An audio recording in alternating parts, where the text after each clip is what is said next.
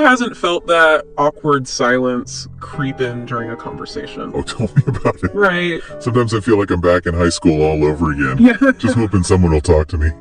Exactly. But you know what's funny? What's that? The more I read about this, Yeah. the more I realize that starting a conversation Yeah. isn't about finding the perfect line. Right. It's about creating a connection. Exactly. Yeah. It's about being present, so Yeah. engaging with the other person Yeah. and showing genuine interest. I like that. So let's ditch the cheesy pickup lines Please. and dive into some real strategies. What really works when it comes to starting a conversation? Well, one of the most effective things you can do is ask open-ended questions. Okay. Instead of those closed questions that just lead to a yes or no answer. You mean like instead of asking, did you have a good weekend? Exactly. You could ask, You could say something like, what was the highlight of your weekend? precisely. I like that. That kind of question invites the other person to share more about themselves. Yeah, And it gives you a chance to really listen and learn about them. I love that. Because it's not about putting on a show or trying to be witty. Right. It's about showing that you're curious about the other person. Exactly. Yeah. And you know what? What's that? Sometimes the simplest things can be the best conversation starters. Okay.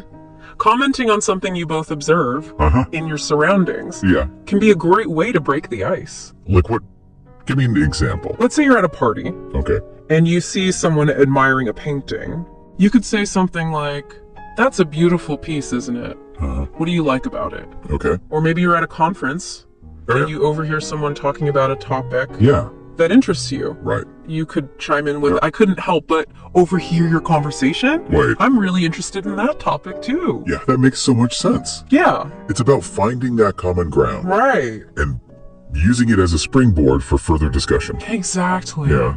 And it shows that you're paying attention to your surroundings. Yeah. And that you're genuinely interested in connecting with others. Well, now what about those situations Okay. where you're in a completely new environment Oh, yeah. and you don't know anyone, Yes. like at a networking event Yes. or a social gathering where everyone seems to already know each other? Right. Those can be tricky. Yeah. But one strategy that I found helpful With that. is to look for someone Okay. who's also standing alone or who seems a bit approachable. Mm-hmm. Chances are Yeah. they're feeling just as awkward as you are, Yeah. and they'll be grateful for someone to talk to. That's such a good point. Yeah.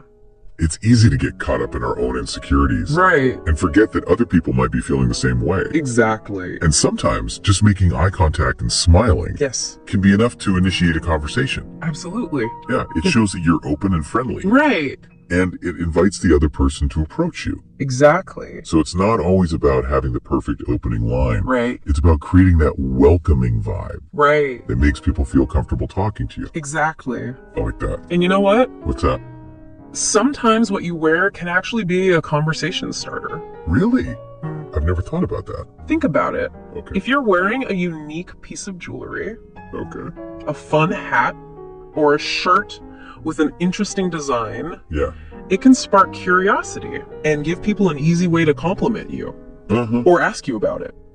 So it's like having a built-in conversation piece. Exactly. Ooh, I like that. And it can be a great way to express your personality Yeah, and make a memorable first impression. I love that idea.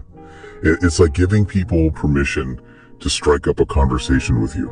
Right. And sometimes all it takes is that little nudge to get the ball rolling. I like that. Yeah. All right, so we've talked about asking open-ended questions. Yeah. We've talked about finding common ground. Right. We've talked about looking for those approachable people. Yes. And we've talked about letting our clothes do the talking. Exactly. But what happens once the conversation is actually started? Right. Good question. How do we keep it going? Well, that's where the art of listening comes in. Okay. And that's what we're going to dive into next. All right, so stay tuned, folks. We'll be right back. And once you've broken the ice, Okay. the key is to keep the conversation flowing. Right. And one of the best ways to do that is to be a good listener. I've heard that before. Yeah. But what does it really mean to be a good listener? Right. I mean, it's not just about sitting there nodding my head, right? Right. It's about being truly present in the moment Okay. and focusing on what the other person is saying, Yeah. putting aside your own thoughts and distractions, Right. and really tuning into their words, Right. their tone of voice, and their body language. So it's almost like a mindfulness exercise. In a way, yes. Okay. It's about being fully engaged in the interaction Yeah. and absorbing not just what they're saying, Mhm. but how they're saying it. That makes sense. Yeah, Because sometimes the way someone says something absolutely. can reveal even more than their actual words. Absolutely. And when you're actively listening, Yeah. you'll naturally pick up on cues Right. that can guide the conversation. Like what? You might notice something they said Yeah. that sparks your curiosity, Okay. or you might sense a shift in their energy Mhm. that suggests they're ready to move on to a different topic. So it's about being attuned to those subtle signals Exactly. and responding accordingly. Exactly. And when you do that, Yeah. it shows the other person that you're truly interested in what they have to say, Right. which makes them feel valued and respected. That's so important. Yeah. Because ultimately, isn't that what we all want? Yeah. To feel seen and heard. And you know what's interesting? When you're truly listening, Yeah. you're not just receiving information, Uh-huh. you're also learning about the other person's perspective, Okay. their values, Yeah. their experiences. It's like you're opening a window into their world. And in doing so, Yeah. you're expanding your own understanding of the world. I like that. You're challenging your assumptions. Yeah. You're making connections Yeah. that you might never have made otherwise. That's a beautiful way to put it. It makes conversation seem less like a chore Right. and more like an adventure.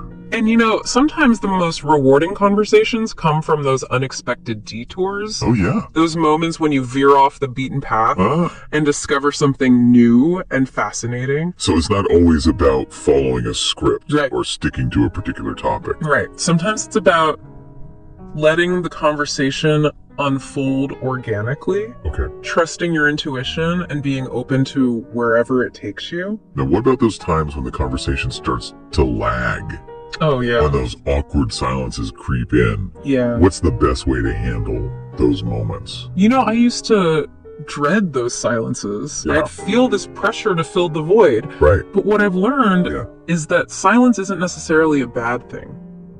Really?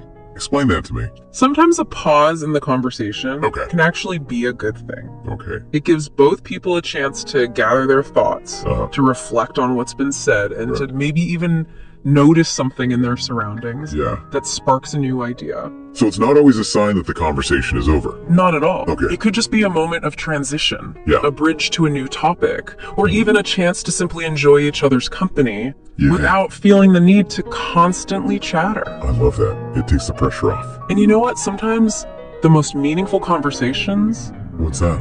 happen in those quiet moments Yeah. when we allow ourselves to be still and present with the other person. So it's not always about filling the silence with words. Right. Sometimes it's about embracing the stillness and Exactly. seeing where it leads. Exactly. And when you do that, Yeah. you might be surprised at the depth of connection that can emerge. This is making me rethink my whole approach to conversation. Good, because it's not about mastering some secret formula. It's Yeah. about being authentic, Yeah. being curious, Yeah. and being open to the magic that can happen when two people truly connect.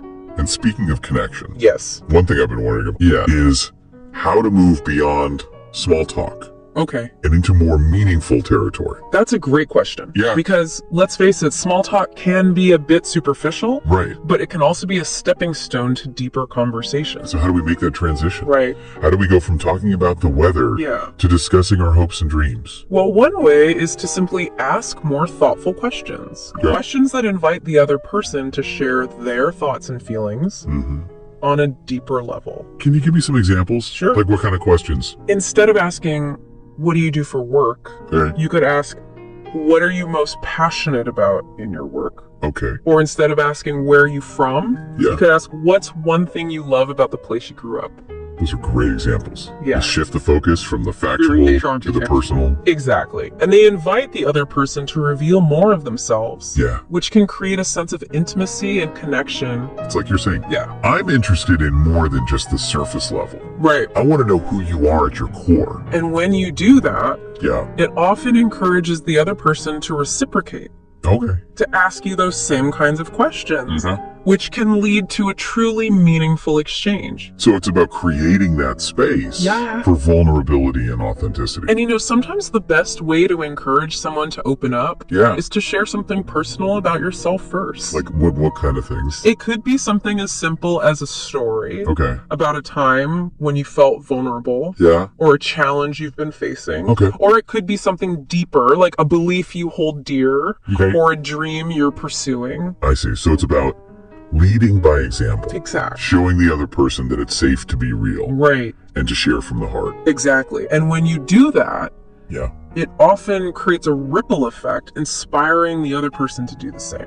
It's like you're building a bridge of trust and understanding. And once that bridge is built, the possibilities for connection are endless. This is so insightful, Sarah. I feel like I'm learning so much about the art of conversation. And remember, it's an art, not a science. Right. There's no right or wrong way to do it. So it's about finding what feels authentic and genuine for you. Exactly. And being willing to experiment, to try new things, and to embrace the imperfections along the way.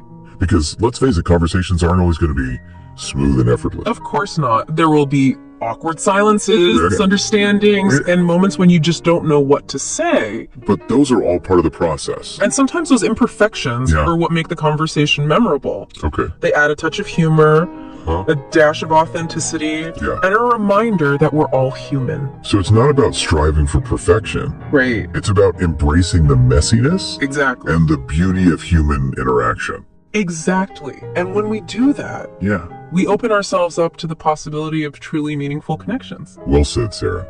You've given me so much to think about. It's been a pleasure chatting with you. I always enjoy these deep dives. And I have a feeling our listeners are going to get a lot out of this one. You know what else can really enhance a conversation? Using our 5 senses to be more present. That's intriguing.